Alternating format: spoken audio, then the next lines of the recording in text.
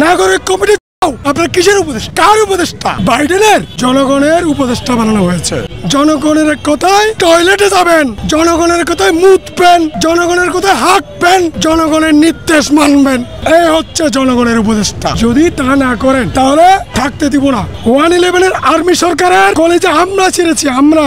Doctor Yunus এসছেন 1 মাসের মতো সময় হয়েছে যে বাংলাদেশের দায়িত্ব তিনি নিয়েছেন। তিনি আর হাতে কোনো আলাদিনের চেরাগ আছে, তিনি রাতারাতি দেশটা পাল্টে ফেলতে পারবেন আমি সেটা মনে করি না। আমি মনে করি বাংলাদেশের সব নাগরিকেরা যদি চান, সবার অংশগ্রহণেই একটা সুন্দর বাংলাদেশ হওয়া সম্ভব। আমি বাংলাদেশের একজন নাগরিক হিসেবে অবশ্যই প্রথম যেটা আশা করি ন্যায় বিচার, সুশাসন, সেইটাই আমার কাছে মেইন। যে উনি বাংলাদেশটাকে আসলে কোথায় নিয়ে যেতে চান, কোথায় দেখতে চান, তার দায়িত্ব কিভাবে পালন করতে চান। তো আমার কাছে দায়িত্ব পালন সম্পর্কে একটা নাগরিক হিসেবে আমার প্রধান এবং যদি বলেন এই মুহূর্তের সবচেয়ে বড় চাওয়া হচ্ছে ন্যায় বিচার, সবার জন্য বিচার সমান হোক। আসসালামু আলাইকুম ওয়া রাহমাতুল্লাহি ওয়া বারাকাতুহু। যারা যারা ভিডিওটি দেখছেন, ভিডিওটি প্লে করেছেন, অনুরোধ করব দয়া করে পুরো ভিডিওটি সম্পূর্ণ দেখবেন। খুবই গুরুত্বপূর্ণ এবং ইম্পর্টেন্ট ভিডিও নিয়ে উপস্থিত হয়েছে আপনাদের মাঝে সুপ্রিয় দর্শক শ্রোতা মণ্ডলী, সম্মানিত বন্ধুগণ, দর্শক শ্রোতা মণ্ডলী। এবারে অন্তর্বর্তীকালীন সরকার প্রধান উপদেষ্টা ডক্টর মোহাম্মদ ইউনূসকে কঠিনভাবে ধুয়ে দিল এক সাহসী রাজনৈতিক নেতা। গণ অধিকার পরিষদের দর্শক শ্রোতা মণ্ডলী, এক নেতাকর্মী আসিফ নজরুল এবং ডক্টর মোহাম্মদ ইউনূসকে কঠিনভাবে ধুয়ে দিয়েছে এবং একই সাথে বলেছে এরকম অপদার্থ অযোগ্য ব্যক্তিদের রাষ্ট্র পরিচালনার দায়িত্ব দিলে দেশের ভবিষ্যৎ অন্ধকারের দিকে ধাবিত হবে। ডক্টর ইউনূসকে নিয়ে সমালোচনা করে কি বললো আমরা সেটা দেখে আসি, তারপরে কথা বলি। আশা করি সঙ্গে থাকবেন পুরো ভিডিওটি জুড়ে এবং যদি পারেন ভিডিওটি শেয়ার করবেন। আমাদের চ্যানেলে নতুন হয়ে থাকলে সাবস্ক্রাইব করার অনুরোধ জানাবো আপনাদেরকে। চলুন কথা না বাড়িয়ে ডাক্তার ইউনূসকে নিয়ে কেন সমালোচনা করলেন সেই যুবক, প্রিয় দর্শক শ্রোতা মণ্ডলী, কিভাবে ডাক্তার ইউনূসকে ধুয়ে দিল আমরা সেটা দেখে তারপরে কথা বলি। নাগরিক কমিটি চুনাও আপনার কিসের উপদেষ্টা? কার উপদেষ্টা? বাইডেনের? জনগণের উপদেষ্টা বানানো হয়েছে। জনগণের কথায় টয়লেটে যাবেন, জনগণের কথায় মুতবেন, জনগণের কথায় হাঁকবেন, জনগণের নির্দেশ মানবেন। 111-এর আর্মি সরকারের কলেজে আমরা ছেড়েছি আমরা। বিপ্লবী ছাত্র জনতাকে এড়িয়ে আপনি সরকার চালাবেন। খুনি হাসিনার কলেজা ছিঁড়ে খাবো খেয়েছি না? 111-এর আর্মি সরকারের কলেজে আমরা ছেড়েছি আমরা। আমাদেরকে এড়িয়ে, বিপ্লবী ছাত্র জনতাকে এড়িয়ে আপনি সরকার চালাবেন। কোথায় শহীদুল আলম? যে শহীদুল আলম সড়ক আন্দোলনে গ্রেপ্তার হয়েছিলেন, নির্যাতিত হয়েছিলেন। কোথায় কাজল? শফিকুল ইসলাম কাজল গুম হয়েছিলেন, জেলে ছিলেন। এরকম কতজনের নাম বলবো? অসংখ্য বিপ্লবীদেরকে আপনারা এড়িয়ে অনভিজ্ঞ এনজিও সমিতি দেশ চালাচ্ছেন না? প্রত্যেকটা সেক্টরে খারাপ অবস্থা। দ্রব্যমূল্যের দাম কমেছে, এবার কমেছে। দ্রব্যমূল্যের দাম কমেছে, কেন কমে নাই? কেন কমে নাই? এদেশ খুনি হাসিনার পদত্যাগের বা পালিয়ে যাওয়ার একটা মৌলিক কারণ ছিল দ্রব্যমূল্য ঊর্ধ্বগতি। দ্রব্যমূল্যের ঊর্ধ্বগতি থেমেছে? থামে নাই। কেন থামে নাই? আপনার কিসের উপদেষ্টা? কার উপদেষ্টা? বাইডেনের? বাইডেনের বা মোদির? জনগণের উপদেষ্টা বানানো হয়েছে। জনগণের কথায় চলবেন, জনগণের কথায় টয়লেটে যাবেন, জনগণের কথায় মুতবেন, জনগণের কথায় হাঁকবেন, জনগণের নির্দেশ মানবেন। এই হচ্ছে জনগণের উপদেষ্টা। যদি তা না করেন তাহলে থাকতে দিব না। সোজা বাংলা। নাগরিক কমিটি চুনাও। নাগরিক কমিটিতে আমরা আমাদের রক্ত দিয়া, জীবন দিয়া 15 বছরের নেতাকর্মীরা কোথায়? 15 বছরের নেতাকর্মীরা কোথায়? পল্টন থেকে শাহবাগ, পল্টন থেকে প্রেস ক্লাব, প্রেস ক্লাব থেকে শাহবাগ, শাহবাগ থেকে বিশ্ববিদ্যালয়। সেই চেনা মুখগুলো কোথায়? চেনা মুখগুলো কোথায়? যারা রক্ত দিয়েছে, জেল কেটেছে, রক্ত দিয়েছে, জেল কেটেছে, নির্যাতিত হয়েছে, নিপীড়িত হয়েছে, গুমের শিকার হয়েছে, বছরকে বছর জেলে ছিল, তারা নাগরিক কমিটিতে আছে। নাগরিক কমিটি করেন, সমস্যা নাই, কিন্তু যারা রক্ত দিয়েছে, শ্রম দিয়েছে, 15 বছরে মেধা দিয়েছে, রাজপথে রক্ত ঢেলেছে, জীবন দিয়েছে, জীবন হুমকির সম্মুখীন ছিল, বাড়ি ঘরে যেতে পারে নাই, মামলা আর মামলা। সচিবদেরকেও বলি, 15 বছর যারা হাসিনার গোলামি করেছো তারা তাড়াতাড়ি চলে যাও। 1 মাস কিন্তু এনাফ সময়, এখনো যাও নাই, এখনো যাও নাই, এখনো খুনি হাসিনার হয়ে আনসার বিদ্রোহ করছো, এখনো খুনি হাসিনার হয়ে পল্লী বিদ্যুতের বাহিনী নামাচ্ছ, হিন্দুদের বাহিনী নামাচ্ছ, হ্যাঁ, সাম্প্রদায়িক দাঙ্গা লাগানোর অপচেষ্টা করছো, পানি ছেড়ে দিয়েছো। অর্থাৎ এই যে নিরীহ জনগোষ্ঠী তাদেরকে পানিতে মেরেছ। শেখ মুজিবুর রহমান বলেছিলেন যে ভাতে মারবো, পানিতে মারবো। 74 সালে 75 সালে শেখ মুজিবুর রহমান বাঙালি জনগোষ্ঠীকে দুর্ভিক্ষে মেরেছিল। এই দুর্ভিক্ষে আজ মারা, দুর্ভিক্ষে কত লক্ষ লোক মারা গেছে সে পরিসংখ্যান কোনো সরকার এখনো দেয় নাই। তো বলেছিল ভাতে মারবো, তিনি ভাতে ঠিকই মেরেছিলেন, তার সাঙ্গ ভাঙ্গ দিয়ে ভাতে মেরেছিলেন। তারপরে পানিতে মারার কথা বলেছিলেন, পানিতে উনি মারার সক্ষমতা ছিল না। ওনার মেয়ে বাংলাদেশ থেকে পলাতক হয়ে ভারতকে ম্যানেজ করে পানিতে মারলো। এই হচ্ছে অবস্থা। এই যে অবস্থা, এগুলোর উত্তরণের পথ কি? উত্তরণের পথ হচ্ছে রাজনৈতিকভাবে অভিজ্ঞ, প্রশাসনিকভাবে অভিজ্ঞ, সৎ, যোগ্য, দেশপ্রেমিক, ভারত বিরোধী এই প্রশাসনিক মানুষগুলোকে, রাজনৈতিক মানুষগুলোকে গভর্নমেন্টে স্থান দিতে হবে, সরকারে স্থান দিতে হবে। মন্ত্রণালয় কয়টা? 46টা না 47টা? সবগুলো ভাগ বাটোয়ারা করে নিয়ে নিছেন। হ্যাঁ, একজন 3টা 4টা 5টা মন্ত্রণালয়ের লেজে খবর অবস্থা। এদিকে দ্রব্যমূল্যের দাম কমাইতে পারেন না, বিদ্রোহ দমাইতে পারেন না, শ্রমিক আন্দোলন শুরু হয়ে গেছে, দুর্নীতিবাজদেরকে ধরে জেলে ঢুকাতে পারতেছেন না, সেনাবাহিনী কতগুলো নিয়ে ছেড়ে দিছে। আপনারা কত খাচ্ছেন আমি জানি না, আপনারা অ্যাডভাইজাররা টাকা খাচ্ছেন কি খাচ্ছেন না সেটা সময়ে বলে দিবে। তবে যারা আওয়ামী দুর্নীতিবাজ লুটেরাদের থেকে টাকা খেয়ে ছেড়ে দিচ্ছে, বিদেশে চলে যাওয়ার সুযোগ করে দিচ্ছে, তাদেরকে কিন্তু খুন করে ফেলবো, কিন্তু জনগণ খুন করে ফেলবে। এই লুটেরার বাচ্চাদেরকে যদি গ্রেপ্তার করে ফাঁসিতে না ঝুলান, যাবজ্জীবন সাজা না দেন, টাকাগুলো সম্পদগুলো ক্রোক না করেন, তাহলে জনগণ যদি পারবেন না। আমি সরকারের বিরোধী নই, সরকার আমরাই বসে আছি, সরকার যদি জনগণের কথা না শুনে তাহলে আমাদের কি করার থাকে? জনগণের কি করার থাকে সেটা জনগণ করবে। ধন্যবাদ। আমি বাংলাদেশের একজন নাগরিক হিসাবে অবশ্যই প্রথম যেটা আশা করি ন্যায় বিচার, সুশাসন, সেইটাই আমার কাছে মেন। ডক্টর ইউনূস এইবার তো আসতেছেন হচ্ছে ইউনাইটেড নেশনসের জেনারেল অ্যাসেম্বলিতে, তো সেইটাতে উনার নিশ্চয়ই এজেন্ডা থাকবে। বিশ্ব নেতৃবৃন্দ ওনার কাছে জানতে চাইবেন যে উনি বাংলাদেশটাকে আসলে কোথায় নিয়ে যেতে চান, কোথায় দেখতে চান, তার দায়িত্ব কীভাবে পালন করতে চান। তো আমার কাছে দায়িত্ব পালন সম্পর্কে একটা নাগরিক হিসেবে আমার প্রধান এবং যদি বলেন এই মুহূর্তের সবচেয়ে বড় চাওয়া হচ্ছে ন্যায় বিচার, সবার জন্য বিচার সমান হোক এবং সুশাসন, সব ক্ষেত্রে সুশাসন। এবং বাংলাদেশে কোনো দিন দুর্নীতি, দখলদারি আর রকম যেগুলি আমরা পছন্দ করি না, আমরা জানি, কিন্তু সবাই আমাদের সমস্যাগুলি কিন্তু আমরা সবাই জানি, এই সমস্যাগুলি আমাদের মধ্যে আর ফিরে না আসুক, এটাই আমার প্রত্যাশা। ডক্টর ইউনূস এসছেন, 1 মাসের মতো সময় হয়েছে যে বাংলাদেশের দায়িত্ব তিনি নিয়েছেন। তার হাতে কোনো আলাদিনের চেরাগ আছে, তিনি রাতারাতি দেশটা পাল্টে ফেলতে পারবেন আমি সেটা মনে করি না। আমি মনে করি বাংলাদেশের সব নাগরিকেরা যদি চান, সবার অংশগ্রহণেই একটা সুন্দর বাংলাদেশ হওয়া সম্ভব। প্রকৃতির প্রতিশোধ কিংবা ভাগ্যের নির্মম পরিহাস। শেখ হাসিনা দেশ ছেড়ে পালানোর পর তারই চিরশত্রু ডক্টর মোহাম্মদ ইউনূস এখন অন্তর্বর্তীকালীন সরকারের প্রধান উপদেষ্টা।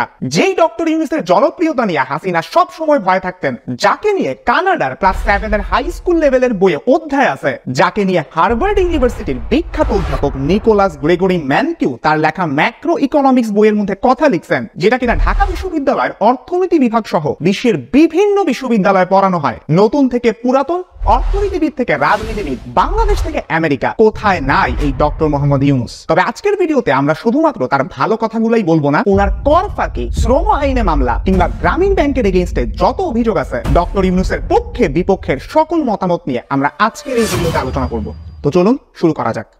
ডক্টর ইউনূস যে একজন গ্লোবাল সিটিজেন বা বিশ্ব নাগরিক হওয়ার শুরুটা করছিলেন, সেটা হয় সেই 1955 সালে। পুরা পাকিস্তানে এসএসসি পরীক্ষায় উনি 16তম হন। ওই বছর যেটা হয়, কানাডাতে বিশ্ব স্কাউট জাম্বুরি হয়। যারা স্কাউট আছেন তাদের এটা নিয়ে খুবই ভালো ধারণা থাকার কথা। উনি ওই সময় যে জাম্বুরিতে গেছিলেন, ওই সময় ইউএসএ, ইউকে, কানাডা সহ ইউরোপের প্রায় সব দেশ ঘুরে ফেলেন। প্লেনে গেলে তো অনেক টাকা লাগবে, এই কারণে প্লেন টিকেটের টাকাটা বাঁচায় ওরা একটা মাইক্রোবাস কিনে, আর ওইটা কিনে 6 মাস ধরে ওরা Germany, Netherlands, Poland, Yugoslavia, Austria, Greece এরকম বিভিন্ন দেশ ঘুরে পাকিস্তানে ফেরত আসেন। ইভেন ডক্টর ইউনূসের বাড়ি তো চট্টগ্রাম। ওনার চারটাকে একটা ইন্টারভিউ অনেক ভাইরাল। উনি প্রধান উপদেষ্টা হওয়ার পরে চট্টগ্রামের মানুষ তো খুবই খুশি, আমি জানি। সো ওই ট্যুরে চট্টগ্রামে বাড়িতে ফেরার আগে উনি ইন্ডিয়াতেও ঘুরে আসেন। চিন্তা করেন একবার, এত কম বয়সে আপনি কয়টা দেশ ঘুরছি। আর একজন মানুষ যখন একসাথে এতগুলা দেশ ঘুরে, তার পারসেপশনই চেঞ্জ হয়ে যায়, দুনিয়াটারে তার দেখার যে দৃষ্টিভঙ্গি, এই ব্যাপারটাই চেঞ্জ হয়ে যায়। আমেরিকায় কিন্তু উনি পিএইচডি শেষ করার পরে শিক্ষকতাও করেন। যখন আমাদের দেশে মুক্তিযুদ্ধ চলতেছিল, তখন উনি ছিলেন টেনেসি স্টেট ইউনিভার্সিটির শিক্ষক আমেরিকাতে। মুক্তিযুদ্ধের পক্ষে আমেরিকায় একটা যে সাপোর্ট তৈরি করা, এই কাজটা উনি সেই সময় খুব ভালো মতন করতেছিলেন। আপনি ডক্টর ইউনূসের কথা বলেন, স্ট্রাকচারাল ইঞ্জিনিয়ারিং এর আইনস্টাইন যাকে বলা হয়,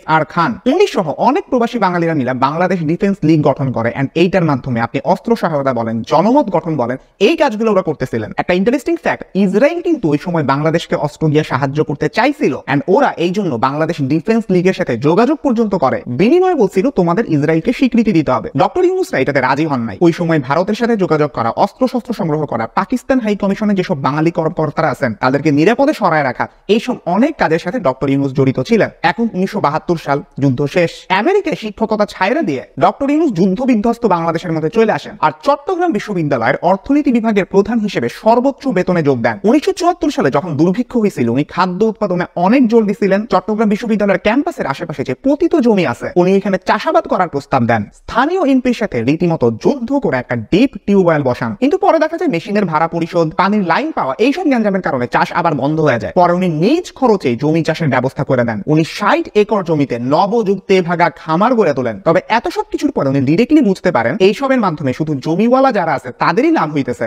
গরিব মানুষদের তেমন একটা উন্নতি হইতেছে না। অর্থনীতির এই ব্যাপারটা বুঝতে পারাও কিন্তু একজন মানুষের পক্ষে বেশ বড় ধরনের বিচক্ষণতারই লক্ষণ। উনি এত ডিপলি গরিব মানুষদেরকে দেখতে পারছেন বলেই কিন্তু পরবর্তীতে তার কনসেপ্ট পুরো ওয়ার্ল্ডে এত জনপ্রিয় হয়েছে। যে মাইক্রো ফাইন্যান্স সিস্টেম তাকে এত জনপ্রিয় করছে, এইটাও কিন্তু স্বাধীনতার কিছু বছর পরেই চট্টগ্রাম বিশ্ববিদ্যালয়ের পাশের জোবরা গ্রামের একজন মোড়া বানায় না, মোড়া বানানোর কারিগর আর বিক্রেতা একজন নারীকে দেখে কিন্তু তার মাথায় আসে। এইটুক থেকে বুঝতে পারবেন চিন্তা ভাবনার ক্ষেত্রে ডক্টর ইউনূস বরাবরই কিন্তু বেশ প্র্যাকটিক্যাল ছিলেন। উনার বিরুদ্ধে বেশ বড় একটা অভিযোগ হইতেছে 1/11 এর সময় উনি কোনো সক্রিয় ভূমিকা পালন করেন নাই। দেশে তখন ক্রাইসিস ছিল, উনি আগায় আসেন নাই। টু বি অনেস্ট, উনি সামনে এসে দায়িত্ব নেন নাই, এই ব্যাপারটা একদমই সঠিক। তবে সেই সময়ের তত্ত্বাবধায়ক সরকারের প্রতি তার সমর্থন ছিল, নিজে সামনে এসে দায়িত্বটা নিতে চান নাই। আর্মি সবার আগে কিন্তু উনাকে এসে অ্যাপ্রোচ করছিলেন, ক্ষমতা নিতে বলছিল। তবে উনি অর্থনীতিতে যত ভালোই হন, রাজনীতির ব্যাপারে তার এক্সপেরিয়েন্স কম দেখে উনি সেই অনুরোধটা পাশ কাটায় যান। 2024 সালের শুরুর দিকে ডয়চে ভেলেতে খালেদ মহিউদ্দিনকে উনি বলেন, আমি চাইলে হাসিনা 1 মিনিটও ক্ষমতায় থাকতে পারতো না। সেখানে কিন্তু ক্ষমতা থেকে নামার পরেও এই খোঁটাটা মারে, সেন্ট মার্টিনকে যদি আমেরিকার হাতে তুলে দিতাম তাহলে হয়তো আমাকে এখন আর ক্ষমতা থেকে নামতে হইতো না। ওই যে ডক্টর ইউনূসের আমেরিকার একটা ব্যাকআপ আছে, ওই জায়গা থেকে খোঁটাটা মারে। 1/11 এর সময় সেনাবাহিনীর চাপাচাপিতে কিন্তু উনি নাগরিক শক্তি নামে একটা দল গঠন করার দিকে যান, কিন্তু সপ্তাহখানেক পরে সেই প্ল্যান থেকে সরে আসেন। ওই সময় কিন্তু একটা ফর্মুলার কথা আমরা শুনতাম, -2 ফর্মুলা। শেখ হাসিনাও আসতে পারবে না ক্ষমতায়, খালেদা জিয়াও আসতে পারবে না ক্ষমতায়। ওইটা হইলে ডক্টর ইউনূসকেই হয়তো আমরা রাষ্ট্রপ্রধান হিসেবে দেখতে পাইতাম। তবে একটা পলিটিক্যাল পার্টি ফর্ম করা কিন্তু এত সহজ না। হঠাৎ করে আপনি রাজনীতিতে নামবেন, ওইটার জন্য পর্যাপ্ত লোকবল আপনার লাগবে, ম্যান পাওয়ার লাগবে। শুধু আপনি নিজে একা নেতা হইলেই হবে না, আপনার আশেপাশে যারা আছে তাদেরকেও যোগ্য হইতে হবে। এই সব কিছু মিলায় এত কম সময়ের মধ্যে আসলে একটা পলিটিক্যাল পার্টি ফর্ম করা সম্ভব না।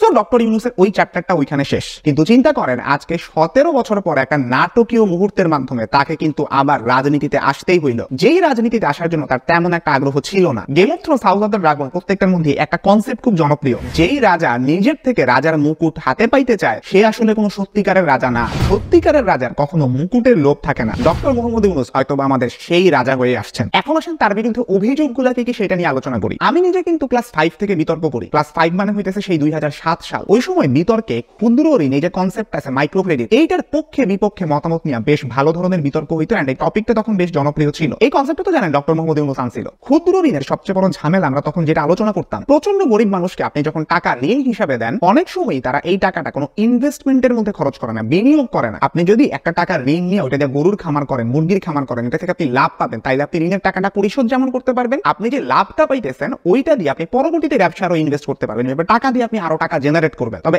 একদম গরিব মানুষদের যে সবচেয়ে বড় সমস্যাটা, ওরা কি করবে, এই টাকাটা দিয়ে হয়তো তাদের ভাত আনতে পারতেছে না, তারা ভাত কিনা ফেলবে, তরকারি কিনবে, খাওয়া দাওয়া কিনবে, তার মেয়ের হয়তো বিয়ে দিতে পারতেছে না, বিয়ে দিয়ে দিবে। এইগুলো তো ইনভেস্টমেন্ট না। এই টাকাটা দিয়ে আপনি আবার টাকা আনতে পারতেছেন না। তো যখন এই গরিব লোকগুলা ঋণের টাকা ফেরত দিতে না পারতো, তখন ব্যাংকের লোকরা তাদের বিভিন্ন সম্পত্তি বাজেয়াপ্ত করা, তাদের বাড়িঘর লুট করা, কিংবা অন্য যে কোনো ভাবেই হোক সেটা ক্ষতিপূরণের চেষ্টা করতো ক্ষুদ্র ঋণদাতাদের বিরুদ্ধে। এইটা অনেক বড় ধরনের অভিযোগ পাওয়া যায়। অন্যদিকে বিপক্ষের লজিক যদি চিন্তা করেন, এই লোকগুলা যেহেতু ঋণ দিছে, তো ঋণের টাকাটা আবার ফেরত নেওয়া এইটা কিন্তু তাদেরকে করতেই হবে, এই লজিক আপনি দিতে পারেন। তবে আবার এইটার অপোজিও গ্রামীণ ব্যাংক যে পরিমাণ প্রফিট নেয়, যেটাকে আমরা বাংলায় সুদ বলতেছি, সেইটা নেওয়া কতটা যৌক্তিক, এইটার ব্যাপারে অনেক অভিযোগ আসে। এইবার আসে বিখ্যাত শ্রম আইনে মামলার ব্যাপারটাতে। এই মামলায় কিন্তু ডক্টর ইউনূস সহ 4 জনের 6 মাসের সাজা হয়। যে অনিয়মগুলোর কথা বলা হয়েছে, প্রফিট শেয়ারিং একটা কনসেপ্ট আছে। আপনার কোম্পানি যত লাভ করলো তার একটা পার্সেন্টেজ আপনি আপনার কোম্পানির এমপ্লয়ি যারা আছে ওদের সবাইকে বন্টন করে দিবেন। ডক্টর ইউনূসের বিরুদ্ধে এইটাই অভিযোগ। সংরক্ষিত যে লভ্যাংশ আছে সেটার 5% যেটা বন্টন করার কথা ছিল সেইটা উনি করেন নাই। 101 জন শ্রমিকের চাকরি স্থায়ী করতে পারেন নাই। গণছুটি না দেওয়া, শ্রমিকদের কল্যাণ তহবিল, অংশগ্রহণ তহবিল এইগুলো গঠন করতে না পারা অন্যতম অভিযোগ ছিল এই মামলা। তবে ইউনূসের পক্ষ থেকে যেটা বলা হয়, কোম্পানি আইনের 28 ধারা অনুযায়ী গ্রামীণ টেলিকম একটা অলাভজনক প্রতিষ্ঠান, এন্ড এইটা হিসেবে রেজিস্টার্ড বা নিবন্ধিত। পরিচালকরা কোম্পানি থেকে কোনো প্রফিট না নেওয়ায় প্রফিটের যে 5% শ্রমিক কল্যাণ তহবিলে প্রদান করতে হবে সেইটা করতে তারা বাধ্য না। আর ছুটির ব্যাপারে বলা হয় এখানে সবাইকে চুক্তি ভিত্তিক নিয়োগ দেওয়া হয়। মুশকিলটা হচ্ছে এইখানে শ্রমিকদের কেউ মামলাটা করে নাই, বরং সরকারের একটা অধিদপ্তর এই মামলাটা করছিল। এছাড়াও ডক্টর ইউনূস এবং তার প্রতিষ্ঠানের বিরুদ্ধে 200-রও বেশি মামলা আছে। এইগুলোর মধ্যে গ্রামীণ টেলিকম এবং গ্রামীণ কল্যাণের কর্মচারীদের করা মামলাই বেশি। 2011 সালে সরকার ডক্টর ইউনূসকে গ্রামীণ ব্যাংকের এমডি পদ থেকে অব্যাহতি দেয় এবং পরে সরকার নিজেই এটা টেক ওভার করে। এই মামলাগুলোর মোটিভ আপনি ইজিলি বুঝতে পারতেছেন, ডক্টর ইউনূসকে চাপে রাখা এন্ড কন্টিনিউয়াসলি একটা দেশের প্রধানমন্ত্রী, সেই দেশের একজন নোবেল লরেটকে ক্রমাগত সুদখোর বলা যায়, রক্তচোষা বলা যাইতেছে। পদ্মা নদীতে দিয়ে 2টা চুবড়ি দিয়ে উঠাই নেওয়া উচিত। ইভেন ডক্টর ইউনূসের নাম নিতে অস্বীকৃতি জানাইলে আয়নাঘরের লোকজন বেশ বাজে রকম ভাবে পিটাইতো। বলেছি যাই কিছু বলেছি এটা আমাদের তাদের শেখানোর কথা, আমরা বলতে বাধ্য হয়েছি। যদি আমরা না বলতাম তাহলে তারা বলেছে আমাদের পরিবারকে বেঁচে থাকবে না।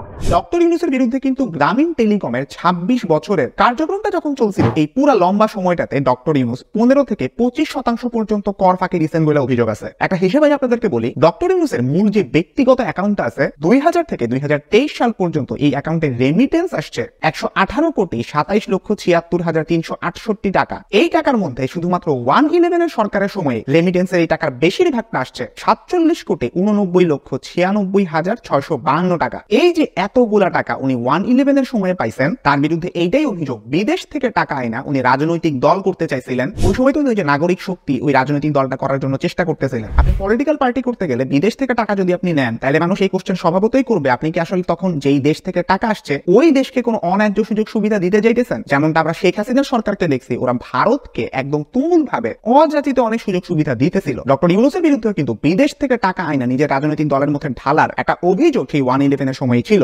ডক্টর ইউনূস 1983 সালে বেআইনিভাবে তার পারিবারিক প্রতিষ্ঠান প্যাকেজেস কর্পোরেশন লিমিটেডকে গ্রামীণ ব্যাংক থেকে 9.5 কোটি টাকা ঋণ দিয়েছিলেন। পরবর্তীতে ক্ষমতার অপব্যবহার করে উনি এই ঋণ আর সুদ দুইটাই মৌকুফ করছিলেন। প্যাকেজেস কর্পোরেশন লিমিটেড নিজের প্রতিষ্ঠান, এই জন্য উনি কোনো উন্মুক্ত দরপত্র আহ্বান করা ছাড়াই খুবই উচ্চ দরে গ্রামীণ ব্যাংকের কোটি কোটি টাকা প্রিন্টিং সামগ্রী ছাপানোর যে কার্যাদেশ বা ওয়ার্ক অর্ডারটা আছে, এটা তার নিজেরই প্রতিষ্ঠান প্যাকেজেস কর্পোরেশনকে দিয়েছিলেন। সোজা কথা, আপনি জনগণের টাকা দিয়ে ব্যাংক বানাইলেন এন্ড এই ব্যাংক থেকে আপনি ঋণ দিলেন নিজেরই একটা কোম্পানিকে। এই ব্যাপারটা নিয়ে দুর্নীতির ব্যাপক দালিলিক তথ্য পাওয়া গেছে, যেটা রেফারেন্স আপনারা এখন দেখতেছেন। এইটাই কিন্তু সেই ক্রনিক ক্যাপিটালিজম বা স্বজনতোষী পুঁজিবাদ, যেটা স্বৈরাচারের একটা লক্ষণ। এইটি আমি আমার বিদায় স্বৈরাচারের সেকেন্ড এপিসোড আপনাদেরকে এক্সপ্লেইন করছিলাম। ডক্টর ইউনূসের বিরুদ্ধে কিন্তু এমন অভিযোগ আসছে। ইভেন এস আলম গ্রুপ যখন ডক্টর ইউনূসকে অভিনন্দন জানায়, এই ডক্টর ইউনূস আসলে ক্রনিক ক্যাপিটালিজম থেকে কতটুকু বের হইতে পারবেন, বড় বড় কোম্পানিকে বিভিন্ন সুযোগ সুবিধা দিয়ে নিজের ক্ষমতা টিকায় রাখার যে প্রবণতা, এইটা তার মধ্যে আদৌ থাকবে কিনা এটা সামনের দিনগুলোতে আমরা বুঝবো। এখন আসেন সামনের দিনগুলোর সম্ভাবনার কথা কিছু ডিসকাস করি। ডক্টর ইউনূস নোবেল পাইছেন এই খবর তো আপনারা জানেনই। এছাড়াও আমেরিকার দুইটা সর্বোচ্চ বেসামরিক খেতাব, একটা হচ্ছে প্রেসিডেন্সিয়াল মেডেল অফ ফ্রিডম আর একটা হচ্ছে কংগ্রেশনাল গোল্ড মেডেল, এই দুইটা পুরস্কারও উনি পাইছেন এবং নোবেল সহ এই দুইটা পুরস্কারই পাইছেন, টোটালি 3টা পুরস্কার পাইছেন। এমন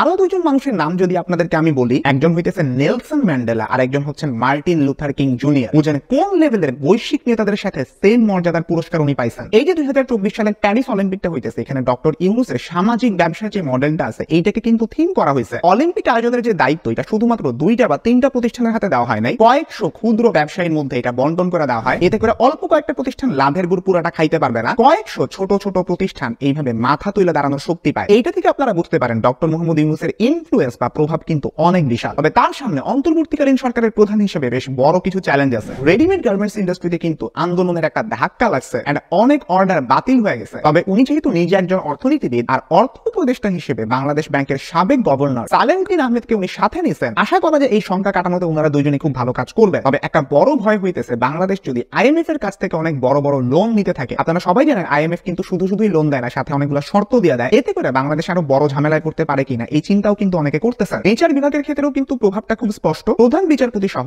আপিল বিভাগের 5 বিচারপতি 10 অগস্ট কিন্তু রিজাইন করছেন, এরা সবাই আওয়ামী লীগ পন্থী ছিলেন। সব মিলায় ডক্টর মোহাম্মদ ইউনূসের সামনে বেশ বড় ধরনের একটা চ্যালেঞ্জই অপেক্ষা করতেছে বলে আমরা মনে করি। দেখা যাক উনি সেগুলো কিভাবে কাটায় ওঠেন, তার অনেক বড় একটা ইন্টারন্যাশনাল পরিচয় আছে, সেইটাকে উনি কিভাবে ব্যবহার করেন, আর তার বিরুদ্ধে আনা কর ফাঁকির অভিযোগ সহ অর্থনীতি এবং শ্রম আইন রিলেটেড অন্যান্য যেসব অভিযোগগুলো আসছে এইগুলো উনি কিভাবে মোকাবেলা করেন সেটাই এখন দেখার বিষয়। ইতিমধ্যে কিন্তু অনেকগুলো ভিডিও ওনার ব্যাপারে ভাইরাল হইতেছে। একটা অনুষ্ঠানে উনি গেছিলেন, বড় চেয়ার সরায় দেয়া, সবাই যে চেয়ারে বসছিল এবং একটা সাধারণ চেয়ারের মধ্যে উনি বসছেন, এই ভিডিও আমরা দেখছি। কতটা অথেন্টিক আমি জানি না, কিন্তু একটা সরকারি গাড়ির ভিতরে ডক্টর মোহাম্মদ ইউনূস বসে আছেন এন্ড সাধারণ মানুষের মতন একদম জ্যামের মধ্যে বসেই উনি যাইতেছেন। ভিআইপি সুবিধা নিয়ে আগে যেরকম হইতো, ভিআইপি গেলে সব রাস্তা বন্ধ করে জ্যাম লাগায় ভিআইপিরা তখন এক জায়গা থেকে আরেক জায়গায় মুভ করতো, ডক্টর মোহাম্মদ ইউনূস এরকম করেন না। এইটার জন্য অনেকে ওনাকে প্রশংসা করতেছেন। একেবারে বৃষ্টির বালির মধ্যে কোনো ছাতা ছাড়া উনি দাঁড়ায় আছেন, যে সিনটাকে অনেকে রাশিয়ার প্রেসিডেন্ট ভ্লাদিমির পুতিনের একটা ভিডিওর সাথে তুলনা করছেন। এই সব কিছুই আমরা দেখতেছি। তবে একজন মানুষকে ফ্যান্টাসাইজ করে দেবতা বানানোর আসলে কিছু নাই। কেউ যদি পরবর্তীতে কোনো ধরনের অপরাধ করে, বাংলার মানুষ কিন্তু তাকেও বিচারের আওতায় আনবে। সবশেষে এটাই বলবো, ডক্টর মোহাম্মদ ইউনূস হয়তো আমাদের সেই মুকুট না চাওয়া রাজা হইতে পারেন, এই দিক থেকে হয়তো খুব ভালো একটা মানুষকে আমরা পাইছি, তবে তাকে হয়তো কখনোই আমাদের একজন দেবতা বানায় ফেলা উচিত হবে না। সবাই ভালো থাকবেন, সুস্থ থাকবেন, দেখা হবে ইনশাআল্লাহ পরবর্তী ভিডিওতে। ভারত সরকার কেন আমাদেরকে হুমকি দেয়? ইউনূস সাহেব আপনি জবাব দেন। আপনি মনে করেন না আপনি জ্ঞানী মানুষ, শুধু আপনাকে আমরা সম্মান করব, ল্যাংটা করে পিটাবো? জনগণ কিন্তু সাথে আছে, আপনার সরকার আমরা ফেলে দেব। মুখে ডায়লগ মারছে না, কিন্তু ফাঁকাবাজি ফাঁকা বলি আমি মারি না। মাননীয় উপদেষ্টা আসিফ নজরুল সাহেব, আপনার কাছে কোনো জবাব আছে? দুর্নীতি দমন কমিশনে কাকে বসিয়েছেন? মলয় শাহ না? মলয় শাহ কার স্বামী? মলয় শাহ কে? শিল্প সচিব জাকিয়া সুলতানা না? উনি কে? এইরকম প্রত্যেকটা জায়গায়, প্রত্যেকটা মন্ত্রণালয়ে আওয়ামী দোসরদের, আওয়ামী দালালদেরকে বসিয়ে রেখে পদোন্নতি দিয়ে ডক্টর ইউনূস সাহেব আপনি সরকার চালাবেন। আপনি আমাদেরকে বিপদে ফেলার কোনো অধিকার রাখেন না। আপনি মনে করেন না আপনি জ্ঞানী মানুষ, শুধু আপনাকে আমরা সম্মান করব, সম্মানের সাথে আমরা সংশোধনও করব। যদি আপনি আপনার সরকার আওয়ামী দোসর সচিবদেরকে রেখে ক্ষমতায় থাকতে চান, তাহলে প্রতি বিপ্লব আমরা করব, আওয়ামী লীগ না। প্রতি বিপ্লব জনগণ করবে। 1 মাস হয়ে গেল, সচিবদের মধ্যে কোনো মৌলিক পরিবর্তন নাই। আওয়ামী সচিবদেরকে এক মন্ত্রণালয় থেকে সরিয়ে আরেক মন্ত্রণালয়ে পুরস্কৃত করেছেন, করেন নাই? করেছেন। তার মানে কি চাচ্ছেন? চাচ্ছেনটা কি? রক্ত, জীবন, শ্রম, ত্যাগ, মেধা আমরা দিয়েছি, আপনারা দেন নাই। বসন্তের কোকিলেরা চতুর্দিকে ছেয়ে গেছে, যেমন সরকারে, তেমন পলিটিক্যাল পার্টিতে, তেমন জাতীয় নাগরিক কমিটিতে। আমরা বসন্তর কোকিলদেরকে চিনি, আমরা রক্তের বদলা নিতে জানি।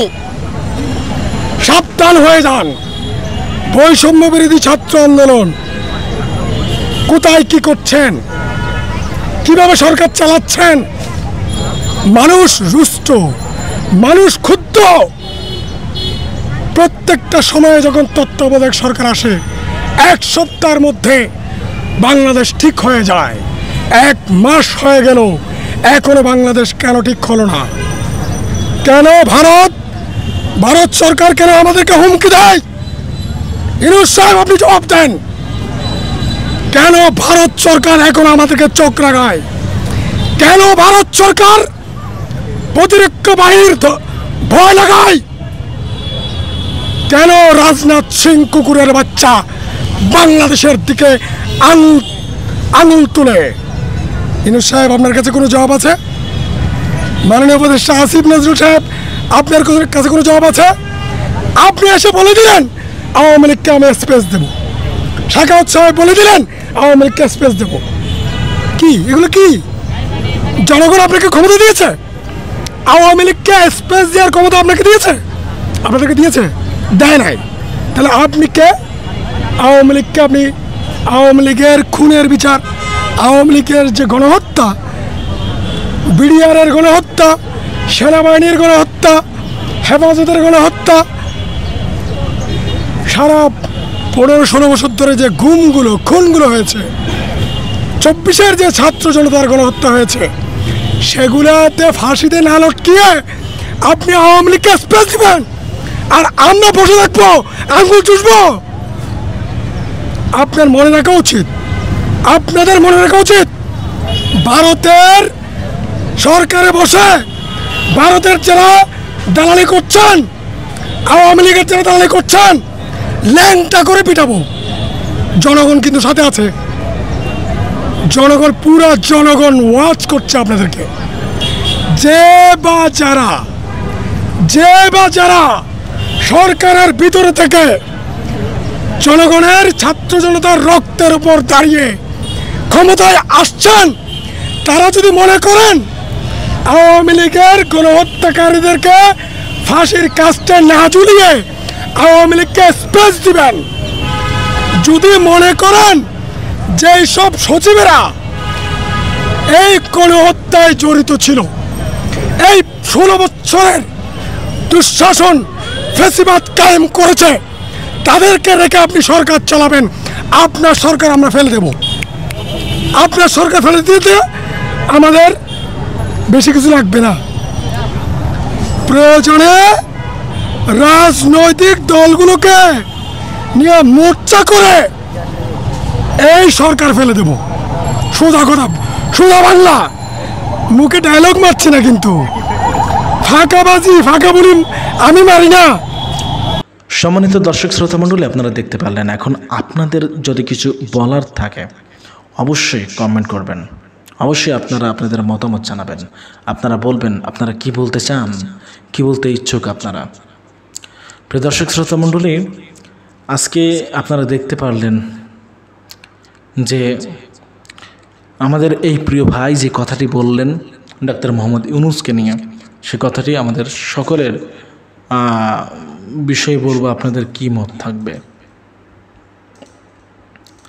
ডাক্তার মোহাম্মদ ইউনূস কি ব্যর্থ হবে দেশ চালাতে? আপনাদের কি মনে হচ্ছে? চারিদিকে নানা ষড়যন্ত্র, নানা ধরনের আলোচনা সমালোচনা, সব সমালোচনা কাটিয়ে কি উঠতে পারবে ডাক্তার মোহাম্মদ ইউনূসের সরকার? আবু তৈয়ব হাবিলদার তিনি যে বক্তব্য রাখলেন, তিনি যে কথা বললেন ডাক্তার মোহাম্মদ ইউনূসকে উদ্দেশ্য করে, যে বললেন যে তিনি এবার কিসের উপদেষ্টা, এ সমস্ত নিয়ে আপনারা কি বলতে চান? প্রিয় দর্শক শ্রোতা মণ্ডলী, আপনারা কি বলবেন?